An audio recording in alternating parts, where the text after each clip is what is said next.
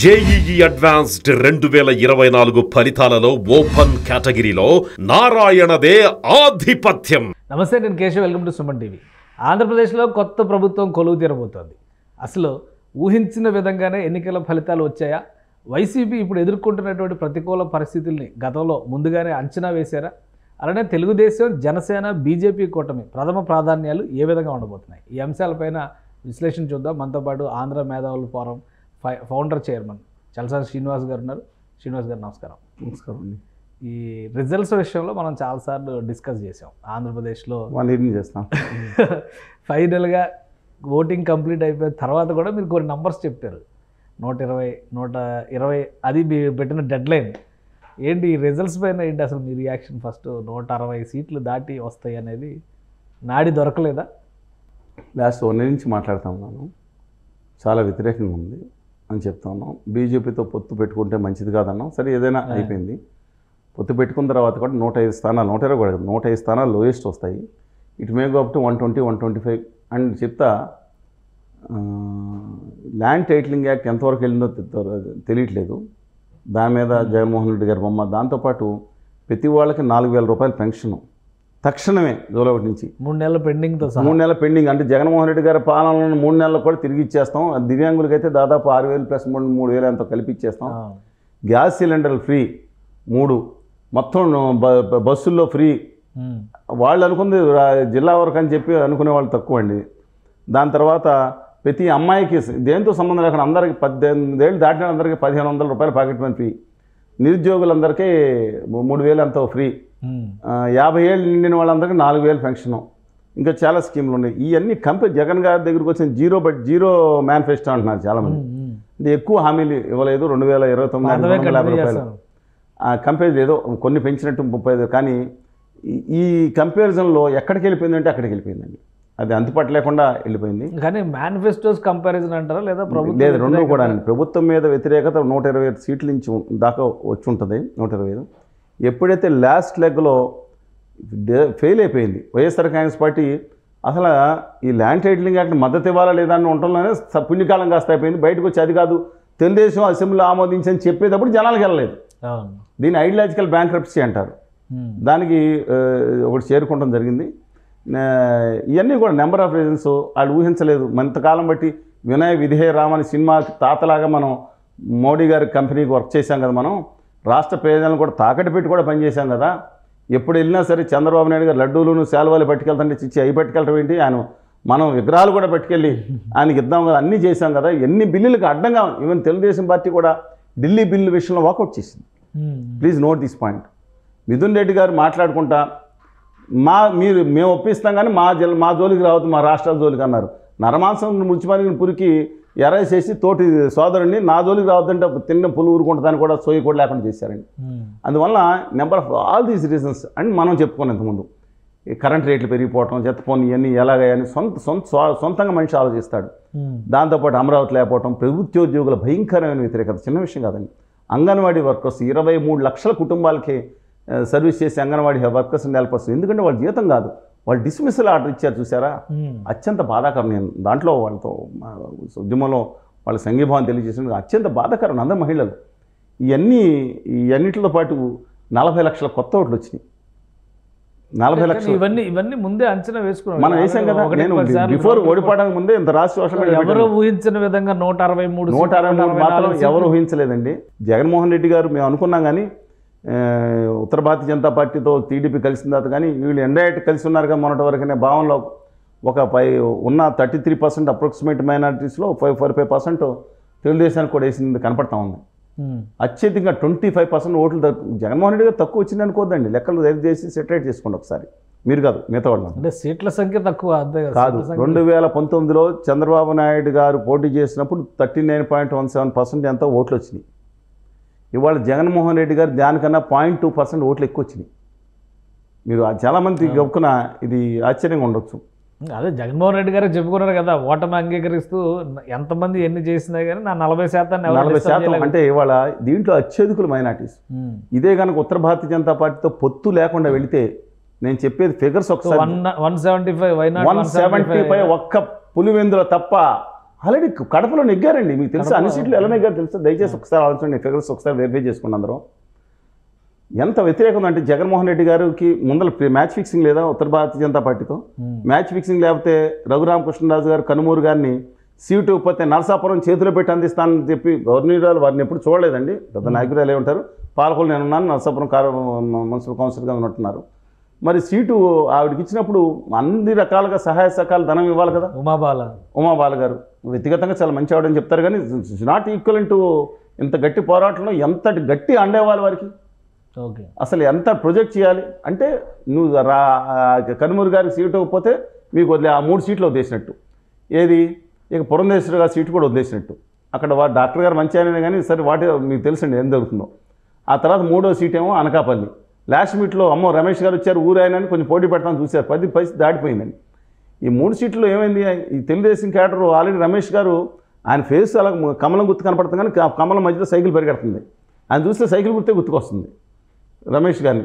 పురంధేశ్వరి గారు స్వయానా చంద్రబాబు నాయుడు గారి భార్య గారి చెల్లెలు గారు, ఆవిడ చూస్తే ఎన్టీ రామారావు గారు గుర్తుకొస్తారు. అంతే కదండి. అందువల్ల నర్సాపురం అనేది ఈజ్ టోటలీ డిఫరెంట్. చేతులారా తీసుకెళ్ళి ఇచ్చేశారు జగన్మోహన్ రెడ్డి గారు. మిగతా సీట్లు నేను చెప్పిన లెక్కలు చూసుకోండి. అరకులోయలో సిపిఎం పార్టీ సుత్తి కోడల నక్షత్రం గుర్తుకు దాదాపు 1,23,500 1,25,000 ఓట్లు పడినాయి అంటే నాటే జోక్ అండి, నాటే జోక్. రెండోది దక్షిణ భారతదేశంలో అత్యధిక నోటా ఓట్లు 50,000 పడింది ఆ కాన్స్టిట్యూన్సీలోనే పడినాయి. ఒక్క అరకులోయ అసెంబ్లీ కాన్స్టిట్యున్సీలో సిపిఎం పార్టీకి 45,000 ఓట్లు పైగా ఆధిక్యత వచ్చింది. రంపచోడవరంలో వైఎస్ఆర్ కాంగ్రెస్ పార్టీ నెగ్గుతుంది అనుకుంటే దాదాపు 30,000 ఓట్లు ఇలా పడటం వల్ల చిన్న విషయం కాదండి. 11,000 ఓట్ల మెజారిటీతో ఎన్ని ఓట్లు ఇచ్చారు సిపిఎం పార్టీ చీల్చిన ఓట్లలో. కానీ ఇంకోటి అంటే ఓవరాల్గా రాష్ట్రంలో సిపిఎం పార్టీ చీల్చిన ఓట్లు సిపిఐ చీల్చిన ఓట్లు ఉన్నాయి, కానీ కాంగ్రెస్ చీల్చిన ఓట్లు తక్కువ. కాంగ్రెస్ 1.7 కాంగ్రెస్ కడప లోక్సభ స్థానం తప్పితే మిగతా ఎక్కడ పెద్ద. కాంగ్రెస్ 170 స్థానాల్లో పోటీ చేసింది కాబట్టి డెఫినెట్గా కాంగ్రెస్ పార్టీకి రాహుల్ గాంధీ గారు ఎప్పుడైతే ప్రత్యేక హోదా విభజన దయచేసి ఈ పాయింట్ మీకు ప్రత్యేక హోదా విభజన హామీలో మొట్టమొదటి సంతకం సభలో ఢిల్లీలో అన్నారు. తర్వాత నేను ఆ ఢిల్లీలో పోరాట దీక్షకు వచ్చినప్పుడు ఆయన పక్కన కూర్చొని అడిగాను కదా, మీ వీడియోలు ఉన్నాయి, మీరు నిలబడతారని డెఫినెట్గా నా I will confirm to my word అని చెప్పి చాలా స్పష్టంగా చెప్పారు. అలాగే మన భారత్ జోడో యాత్ర కలిసి వచ్చినప్పుడు కూడా. అది కాకుండా ప్రజల్లో చాలా విస్తృతంగా ప్రచారం జరిగింది, ఆమె సింపతి వచ్చింది. అది కాకుండా మన బార్డర్ దాదాపు thousands of kilometers బార్డర్ ఉన్న తెలంగాణ అండ్ కర్ణాటకలతో బార్డర్లతో ఉన్న 2 స్టేట్లోనూ కాంగ్రెస్ పార్టీ నెగ్గిన తర్వాత డెఫినెట్గా 4% 3% వెళ్ళిపోతుందని అనుకున్నారు. వాళ్ళకుంటే వీళ్ళిద్దరి పట్ల ఆసక్తి బూతులు ఇవన్నీ తిట్టుకుంటాం అనుకున్నాను. ఆ టైంకి తెలంగాణ వైఎస్ఆర్ తెలంగాణ పార్టీకి సంబంధించి ఆ పక్క రాష్ట్రంతో నాకు సంబంధం ఏంది, ఆ రాష్ట్రం ఏంది, ఆడపిల్ల ఏంటి, అక్కడ ఉన్న మోడరేటర్ ప్రెజెంటేటర్ గారు ఆవిడని కూడా ఎక్కడ ఉన్నారు అడుగుతారండి ఎవరన్నా, యాంకర్ గారు అక్కడ ఆవిడని అక్కడ వెళ్ళిపోయి నాకు రాజు ఏ రోజు కూడా అక్కడ చనిపోయిన పిల్లల గురించి కానీ వాళ్ళ గురించి కానీ మాట్లాడేదాన్ని. ప్రత్యేక హోదా కోసం మమ్మల్ని జైల్లో పెట్టి ఇబ్బందులు పెట్టినా ఏ రోజు కూడా ఒక్క నిమిషం పట్టించుకోలేదు. నిరంతర పోరాటం చేస్తాను మా అన్న కూడా పట్టించుకొని ఆవిడని తీసుకొచ్చి పారాసూట్లో మళ్ళీ తిరిగి దింపారు ఇక్కడికి. దింపిన తర్వాత ఆవిడ కాన్సన్ట్రేషన్ నాకు సాక్షిలో వాటర్ రావాలి, మా నాన్నగారు వాటాలు రావాలి, ఆవిడ చూసుకున్నారు ఏదో మితమండి. కానీ అంటే ఓవరాల్గా ఆవిడ వల్ల ఏం జరిగింది చెప్తున్నానండి. ఆవిడ మొత్తం ఆంధ్రప్రదేశ్ రాష్ట్ర అసెంబ్లీ ఎన్నికల్లో కాంగ్రెస్ పార్టీ సాధించిన ఓట్లు 1.7% ప్లస్, పార్లమెంట్ ఎన్నికల్లో కొంచెం ముస్లిమైటీ 2.2%. ఆవిడ వల్ల అంతిమంగా ఏం జరిగిందంటే జగన్ గారు కొంచెం చిరాకు కల్పించారని చెప్పి మాట్లాడతారు మీరు. మరి కొంతమంది బయటకు అదే ఆవిడ చెప్పారు తెలంగాణలో నాయకులు నేరుగా చెప్తున్నారు కదా ఆవిడ వల్ల ఓడిపోయారు ఆడలేక మధ్యలో అన్నట్టు నేను చెప్తున్నానండి. తెలంగాణలో కూడా ఆవిడ గౌరవనీయురాలు షర్మిల గారు ఏం మాట్లాడారు, నా వల్ల 31 స్థానాలు నెగ్గినాయి అని చెప్పి మాట్లాడితే ఎందుకు వచ్చిన కూడా బాబు మీరు వెళ్ళిపోండి అమ్మా మీ రాష్ట్రానికి అని చెప్పి రేవంత్ రెడ్డి కౌంటర్ చేయడం కూడా ఎందుకని. ఆవిడ వల్ల తెలంగాణలో 31 సీట్లు నెగ్గినాయి అంట. ఆవిడని వ్యక్తిగతంగా నాకు గట్టిగా పోరాటం చేశారు. ఆవిడ మాట్లాడిన మాటలకు రేవంత్ రెడ్డి గారు తిట్లు రేవంత్ రెడ్డి గారి చెవుల నుంచి రక్తాలు గారిని శంకర్ నాయక్ గారు ఎంత గట్టిగా నిలబడి తెలంగాణ హక్కుల కోసం ఓటమి పరిపూర్ణ. ఆవిడ ఒక్కటి చెప్తున్నానండి, కడప జిల్లాలో ఒక్క సీటు గురించి చూసుకోండి, ఆవిడ చీల్చిన ఓట్ల వల్ల తెలుగుదేశం ఓడిపోయింది. తెలుగుదేశానికి ఉన్న కడపలో పార్లమెంట్ సీట్లో ఉన్న దాంట్లో తెలుగుదేశం 4 సీట్లు నెగ్గడం వల్ల 26,000 సబ్జెక్టు కలిసి 27,000 ఓట్ల మెజార్టీ వచ్చింది. ఖచ్చితంగా నెగ్గాలి. క్రాస్ ఓటింగ్ అయ్యి అవినాష్ రెడ్డి గారు నెగ్గారు. అంటే ఎంత మీరు గమనించండి ఎలాంటి వ్యతిరేకత ఉందనేది. అక్కడి నుంచి ఎందుకు షర్మిల గారి వల్ల ఆవిడ మన 3 కాన్స్టిట్యున్సీలో వాళ్ళ అభిమానులు అన్నకో ఓటు తనకో ఓటు ఏమని ప్రచారం చేశారంట వారి అభిమానులు. ఇవాళ నేను ఒకటి చెప్తాను, ఆంధ్రప్రదేశ్ హిస్టరీలో ఉమ్మడి ఆంధ్రప్రదేశ్ హిస్టరీలో ఇంతటి క్రాస్ ఓటింగ్ ఇక్కడ జరగదు. తిరుపతి పార్లమెంట్ సీట్లో 7 అసెంబ్లీ నియోజకవర్గాలని, దాంట్లో తిరుపతి అసెంబ్లీ సీట్ని జనసేన అత్యధిక మెజార్టీ 60,000 దాటిన మెజార్టీతో ఆర్ని శ్రీనివాసులు గారు నెగ్గారు. చూశారు మీరు. చిరంజీవి గారిని నెగ్గారు. అప్పుడు ఎంతటి భూమన కరుణాకర్ రెడ్డి గారు ఆ రోజు హోటల్లో చేశారు కదా, ఎవరికి ఒక మాట కూడా తలపెట్టిన చిరంజీవి గారి మీద కుటుంబం హోటల్ ఉంటే సెట్ చేసేది అమానవీయం అండి, తప్పది. సరే ఏం జరిగినా అక్కడ నెగ్గారు. మిగతా 6 సీట్లు తెలుగుదేశం నెగ్గింది. Please note this point. 7 సీట్లు తెలుగుదేశం నెగ్గితే ఈ కూటమికి వచ్చిన మెజార్టీ తెలుసా 1,90,000 ఓట్లు. ఎవరు నెగ్గారు అక్కడ? వైసీపీ ఎంపీ గెలిచాడు గురుమూర్తి. 2,05,000 ఓట్లు క్రాస్ ఓటింగ్ అయింది. అసలు ఇంత ఆలోచన అంతే. బీజేపీ అక్కడ పోటీ చేసింది. ఎంత కసి ఉందో ఆలోచించండి. అక్కడ రాజంపేట కూడా సిచ్యుయేషను ఆఖరిని చెప్పాను, అరకులో ఇవన్నీ కూడా. అందువల్ల డెఫినెట్గా నా ఉద్దేశం ప్రకారం ఉత్తర భారతీయ జనతా పార్టీ కలవకుండా ఉంటే 25కి 25 పార్లమెంట్ సీట్లు నోటెడ్. వై నాట్ 175, 174, 170 పార్టీకి దమ్ముగా ధైర్యంగా వచ్చాయి. డైరెక్ట్గా ఢిల్లీలో ఇదే సిచ్యుయేషన్ ఉండేది కదా, 20 సీట్లతో వీళ్ళిద్దరూ ధైర్యంగా నుంచుని ఉండేవారు.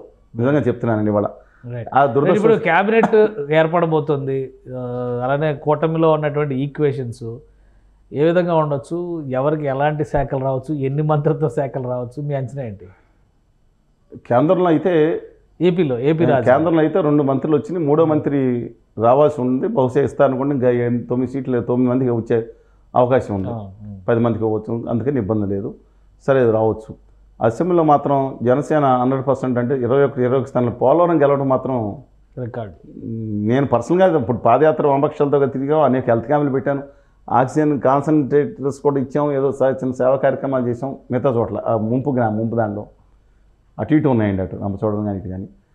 నేను ఊహించలేదు అది నిజంగానే. ఇది తెలుగుదేశం పార్టీ నెగ్గింది ఏదో జనం వారు వన్ సైడ్ అంటున్నారు, కరెక్ట్ కాదండి. లేదా తుఫాన్ అంటున్నారు, కాదు, వచ్చింది సునామీ. మీరు ఇందాక నేను ఎందుకు ఊహించలేకపోయినా, సునామీ వచ్చింది కానీ ఊహించలేము. ఇప్పుడు సిగ్నల్స్ అంత రాలేదు, అది ప్రజల్లో అంత వ్యతిరేకత ఉందని ఊహించలేదు. నిశ్శబ్ద విప్లవం లాగా. నిశ్శబ్దం అంటే 120 దాన్ని ఎంత వస్తుందని ఎవరు ఊహించలేదు. చాలా మంది తుఫాన్ వస్తుందని ఊహించాం, సునామీ వస్తుందని నిశ్శబ్దంగా వచ్చేసింది. అది నేను అనేది. ఎందుకంటే గత 1.5 year నుంచి ఇది అద్భుతం జరిగితే తప్ప వైకాపా రాదని చెప్తానే ఉన్నాను. ఎంతమంది విమర్శించారు, ట్రోల్ చేసుకున్నాను, ఐ డోంట్ మైండ్. కాకపోతే 120 స్థానాలు మ్యాక్సిమం 135 అనుకున్నాం, కానీ నోబడి ఎక్స్పెక్టెడ్ దిస్ అండ్ 164. అందుకని ఇవాళ ఉన్న అభిప్రాయంలో వాళ్ళకి ఇచ్చే సీట్ల విషయంలో పవన్ కళ్యాణ్ గారు, కళ్యాణ్ బాబు గారు వాళ్ళ కొంతమంది చెప్పడం ఏంటంటే ఉప ముఖ్యమంత్రి తీసుకుంటారు ఆయన, కానీ లోకేష్ గారు ఇద్దరే ఉంటారేమోనని, లేదంటే ఆయన ఒక్కళ్ళే ఉంటే బాగుంటుందని కొంతమంది అభిప్రాయం. కానీ చంద్రబాబు నాయుడు గారు సీఎం ఉంటే మళ్ళీ ఈయన ఉప ముఖ్యమంత్రి. ఉప ముఖ్యమంత్రి మీరు ఏమండి, పంజాబ్లో సుఖేందర్ సింగ్ గారు, ఆయన ప్రకాష్ సింగ్ బాదల్ గారు అబ్బాయి ఉన్నాడు, ఇద్దరు ఆయన ముఖ్యమంత్రి ఉప ముఖ్యమంత్రి ఏదో ఉండేవారు పంజాబ్లో. కాబట్టి అది నడిచింది ఆంధ్రప్రదేశ్ అని కాదండి, వాట్ ఎవర్ మేబీ. కానీ ఆయనతో పాటు ఒక బీసీని కూడా పెట్టుకోవాల్సిన, ఎందుకంటే ఇంతకుముందు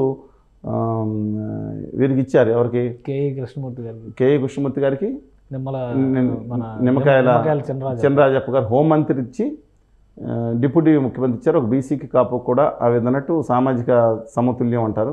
సామాజిక అనేది గొప్ప పదం, కులాల సమతుల్యం పాటించారని దానికి గొప్ప పదంగానే పెట్టారు దానికి. సరే ఏదేమైనా అనుకున్నారు. ఇవాళ మాత్రం బీసీలను కూడా కలుపుకెళ్లాల్సి వచ్చింది. అక్కడ catch-21 సిచ్యుయేషన్ ఉన్నారు. బట్ ఇవాళ ఏదేమైనా అండి, ఇండిపెండెంట్గా చాలామంది నిన్న జగన్మోహన్ రెడ్డి గారు వచ్చిన వ్యతిరేకతతో తెలుగుదేశం నెగ్గేది, no doubt in that and second thought. కానీ ఆ ఊపు ఏదైతే కళ్యాణ్ బాబు గారు ఇచ్చిన ఊపని చూసారా, అది విజయంకి మనం సాధిస్తున్నాను ఊపుకు చాలా గట్టిగా ఉపయోగపడింది. No second thought in that.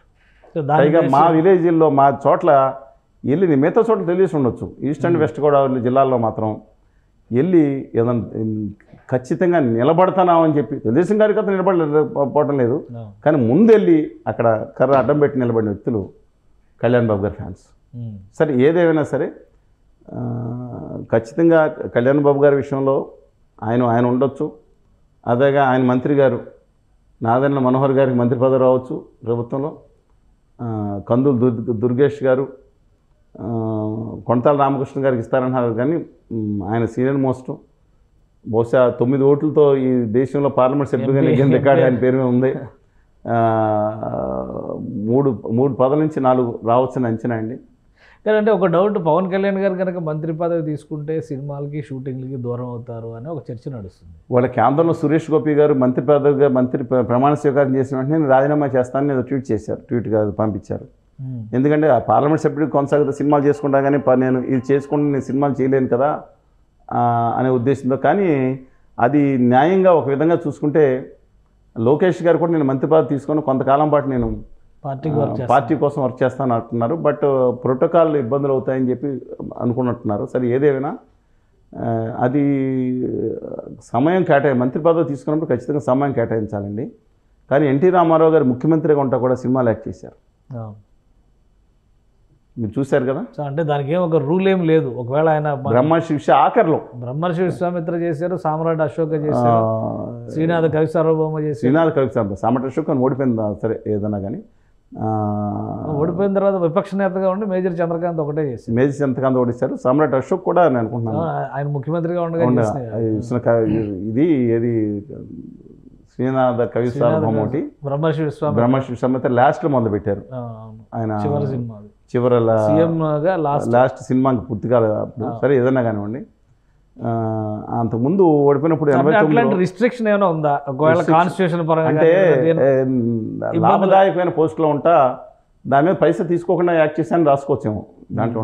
I don't know. But అంటే ఆల్రెడీ ఆయన సైన్ చేసిన సినిమాలు ఉన్నాయి కదా, కావాలి, హరిహర వీరమల్లు రిలీజ్, వీరమల్లు ఇవన్నీ ఉన్నాయి, భగత్ సింగ్ రిలీజ్ కావాలి. అందువల్ల ఇది చేసిన తర్వాత మంత్రి పదవి తీసుకోవచ్చేమో అనే అభిప్రాయం. అలాంటప్పుడు రేపు 12న ప్రమాణ స్వీకారం చేసే అవకాశం ఉండకపోవచ్చు, తెలియదు. అది మనం 2 రోజులు ఉన్నాయి కాబట్టి మనం కాదు ముందర ఊహాతే. కానీ ఒకటి మాత్రం చెప్తున్నాను, కానీ ఒక సీనియర్ మోస్ట్లీగా అచ్చెన్నాయుడు గారికి ఆయనకి స్పీకర్ పదవి ఇస్తామని చూస్తున్నారు. కానీ ఆయనకి జరిగిన అన్యాయం అండి. వాళ్ళ అన్నయ్య గారు సంతకం పెట్టారని ఫైల్స్ ఆపరేషన్ జరిగితే గదిలో 2 రోజులు నేను ఆ రోజు సోషల్ మీడియాలో మిగతా చోట్ల స్పందించాను. ఎందుకంటే మేజర్ మీడియాలో మమ్మల్ని పిలవట్లేదు కదా, 5% పిలిస్తే తర్వాత వేరే సంగతి. మాది ఏముంది చెప్పండి, ఇప్పుడు మేము సోషల్ మీడియా ఉంది కాబట్టి కొంచెం మేము ఉన్నామని తెలుస్తుంది. అందువలన ఆ రోజు అమానవీయంగా ప్రవర్తించి కాకినాడ తీసుకొచ్చి బ్లీడింగ్ అవుతున్నా సరే చాలా బాధ పెట్టారండి. వ్యక్తిగతంగా హింస పెట్టారు చూసారా, భౌతిక హింస పెడతానే చాలా దుర్మార్గం అండి. అలాగే కళా వెంకటరావు గారు ధైర్యంగా హెచ్ఆర్ఎల్ సీట్ ఎలా నెగ్గిందో బీజేపీ ఆశ్చర్యకరంగా ఉందండి. నేను వెళ్ళింది మొదటిసారి వెళ్ళొచ్చా కదా, రాష్ట్రం ప్రజెంట్ చేసి మీతో మాట్లాడాను ఇక్కడ హెచ్ఆర్లో. నాకు ఆశ్చర్యంగా ఉంది, 34,000 పోటీ అంటున్నారండి అన్న. నాకు ఆశ్చర్యపడ్డాను. ఎక్కడ బీజేపీ, అక్కడ లోకల్ స్థానికులు కాదు. అలాంటిది నేను మీతో ఆశ్చర్యపడినప్పుడు నాకు ఆశ్చర్యం అంటున్నారు, చాలా కష్టం, అది రాకపోవచ్చాం అన్నా. కానీ బార్డర్గా వచ్చిందండి, వచ్చేసింది, పైగా మెజార్టీ వచ్చింది ఆశ్చర్యకరంగా. అంటే ఉత్తరాంధ్రలో 34 సీట్లు 20 సీట్లు 25 సీట్లు రావచ్చు అనుకుంది. కూటమికి 32 సీట్లు వచ్చినాయి. 2 అటుకు పాడారు. అంటే తుఫాను కాదండి, సునామీ వచ్చింది కదా. ఆ సునామీ ఎక్కడో ఆ కళింగ తీరం నుంచి మొదలైన సునామీ కొట్టుకుంటా హిందూపురం దగ్గర ఆ బసవం దగ్గర ఆగింది. దాన్ని ముంచేసి దానికి స్టేట్ బార్డర్ అడ్డం వచ్చింది కదా. ఆ నంది విగ్రహం బసవం ఉన్నాడు హిందూ పెద్దదే, అక్కడ ఆగిపోయినట్టుంది. అందువల్ల నా అభిప్రాయం ప్రకారం అక్కడ కళా వెంకటరావు గారు మాట ఒక జైంట్ మీద మళ్ళీ పోటీ చేసి ఓడించడం జరిగింది. ఎవరిని? బొత్స సత్యనారాయణ. అందువల్ల నా అభిప్రాయం ప్రకారం అక్కడ వాళ్ళు ఉన్నారు. శిరీష్ గారు మొదటిసారి కాకపోవచ్చు, అశోక్ గారు 3సారి నెగ్గారు, ఇబ్బందులు కూడా 2014, 19 కూడా నెగ్గారు. అందువల్ల నెంబర్ ఆఫ్ అక్కడ ఉన్నాయి కదా, ఆప్షన్స్ తీసుకునే అవకాశం ఉందంట డెఫినెట్గా. కానీ బుచ్చి చౌదరి గారు ఇవ్వకూడదన్న బ్యాచ్ అంటండి. ఇందాక ముందు చెప్పాను, బీటెక్ రవి గారు ఎలాంటి బాధలు పడ్డాడండి, చచ్చిపోవడానికి కూడా సిద్ధపడ్డాడు మనిషి. ఆయనకి ఇవ్వకూడదు. ఆయన బదులు కిరణ్ కుమార్ రెడ్డి గారిని ఉత్తర భారతీయ జనతా పార్టీ ఆయన ఉన్నారు కాంగ్రెస్, వాళ్ళ బ్రదర్కి వాళ్ళని ఇంకొకరు మాట్లాడుతున్నారు. I don't know. ఆయన ఫస్ట్ టైం ఎమ్మెల్యే కదా. ఎవరండి? కిషోర్ గారు ఫస్ట్ టైం ఎమ్మెల్యే చేశారు. ఈయన ఆల్రెడీ ఎమ్మెల్సీ చేస్తున్నారు. ఎవరిని అడుగుంటారైనా? జగన్మోహన్ రెడ్డి గారు తన బాబాయ్ నుంచో పెడితే వివేకానంద రెడ్డి గారి మీద నెగ్గాడు. మొన్న కూడా చాలా ఎలాంటి బాధలు వచ్చిన అరెస్ట్ చేసిన సంపూర్ణ చాలా గట్టిగా మాట్లాడాడు. అలాగా టీజీ భరత్ గారిని ఒక ఆయన యూత్, వాళ్ళకి రాజకీయాలు డబ్బులు సంపాదించుకోవాల్సిన అవసరం లేదు.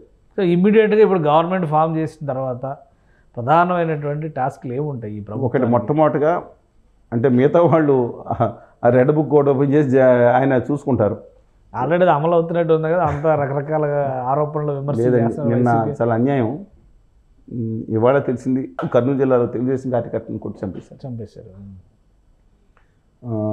మంగళగిరిలో అనుచితంగా అసభ్యంగా పోస్టులు పెడుతున్నారని చెప్పి వైఎస్ఆర్ కాంగ్రెస్ పార్టీ కార్యకర్తని తీసుకుని కొడతాం కానీ మిగతా చేయటం కానీ, అది కాకుండా మిగతా చోట్ల ఒక పార్టీ స్టిక్కర్ ఉందని చెప్పి మోకాళ్ళ మీద పెట్టుకుని ఇవన్నీ కూడా మంచిది కాదు. వ్యవస్థను మనం ఇంతకుముందు చెప్పాను, జగన్మోహన్ రెడ్డి గారు సమయంలో దుర్మార్గంగా వ్యవస్థని దుర్వినియోగం చేస్తున్నప్పుడు ఇది తప్పు అన్నాను. ఇప్పుడు మా మీద కూడా పెట్టి కేసులు పెట్టి అరెస్ట్ చేయమని తెప్పించడం మొదటి మిగతాది అక్కడ అమరావతి మహిళల మీద చేసిన వేధింపులు మిగతా అన్ని చోట్ల అనంతబాబు లాంటి వాళ్ళు డోర్ డెలివరీలు చేశారు. ఆ డోర్ డెలివరీ చేశామని చెప్పి వచ్చి అధికార ప్రతినిధిగా ఉన్నవాళ్ళు ఏమంటే మేము గౌరవంగా పంపించి డోర్ అని చెప్పుకునే స్థితికి వచ్చారంటే ఎంత దారుణం ఉంటుందండి. అక్కడ మైనారిటీ మహిళలు చాలా ఒకటి కాదు రెండు జరిగింది. అందువల్ల వ్యవస్థలను కాపాడాల్సిన అవసరం ఉంది. వ్యవస్థలు మనం కాపాడతాయి.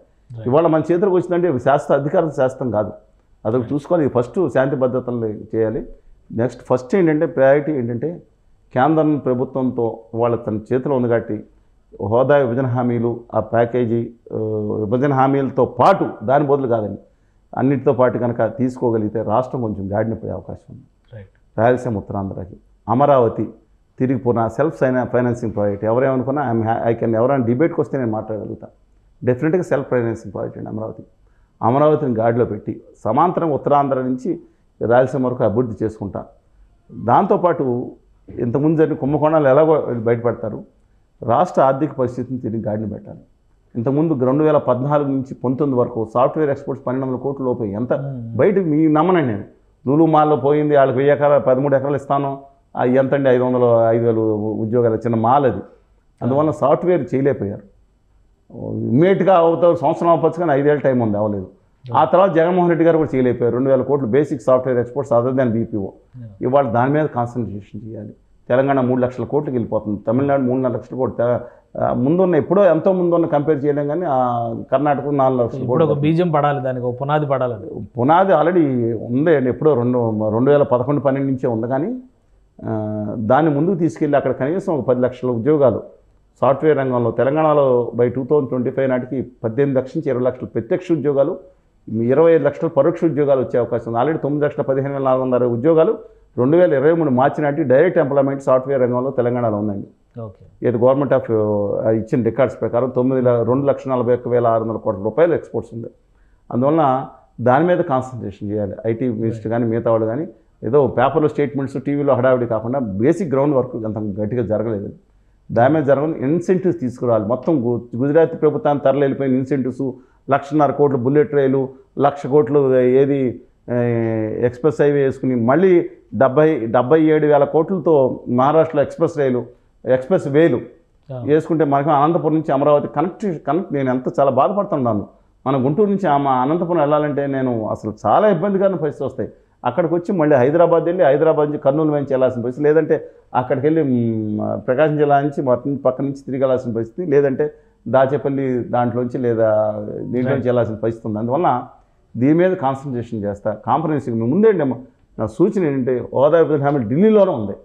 అక్కడ తెచ్చుకోగలిగితే రాష్ట్రంలో పరిపాలన సవ్యంగా సాగే అవకాశం ఉంది. ఈ హామీలు ఏదైతే ఉన్నాయో అది ఓట్ల కోసం ఇచ్చే హామీలు కాకుండా ఆ పనులకు ఆదుకునేటట్టు ఇచ్చే హామీలు చూసుకుని ఒక కక్షాదింపు చర్యలు వాళ్ళు చేశారు కదా, దుర్మార్గం చేశారు. కక్షాదింపు తప్పులు చేసిన వాళ్ళని అసహ్యంగా ఈ పార్టీని బూతులు తిట్టిన వాళ్ళే వీళ్ళు తెలుగుదేశం పార్టీని ఎత్తుమే పెట్టుకుని వాళ్ళని పదవులు ఇవ్వట్లేదా? నేను ఇక్కడి నుంచి ఎన్ని బూతులు తిట్టారండి.